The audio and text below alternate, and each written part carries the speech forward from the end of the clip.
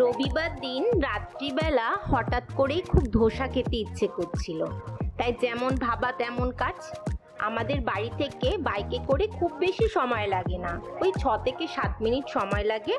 এমন একটা জায়গায় চলে গেলাম আমি আর আমার হাজবেন্ড, মানে আমি তোমাদেরকে বলতে চাইছি আমি চলে গেলাম ধোসার দোকানে। এই দোকানটা আছে শেখপেটে। যারা হায়দ্রাবাদে আছো তারা শেখপেট নামটার সাথে হয়তো খুবই পরিচিত আছো।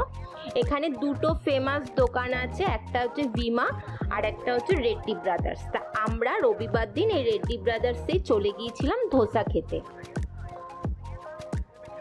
তোমরা যারা যারা আছো হয়তো রেড্ডি ব্রাদার্স থেকে অনেকে ধোসা অলরেডি ট্রাই করেও নিয়েছো, কেননা সুইগি আর জোম্যাটোর মাধ্যমে তোমরা যে কোনো টাইমে এখান থেকে ধোসা কিংবা বিভিন্ন রকম ফাস্টফুড অর্ডার করে নিতে পারো।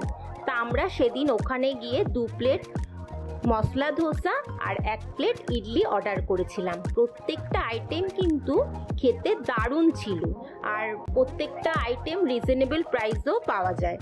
আর তোমরা কারা কারা আছো আমার মতো এরকম ইডলি ধোসা এসব খেতে ভালোবাসো, আজকে কিন্তু ভিডিও শেষে অবশ্যই তোমরা একবার কমেন্টসে জানাবে।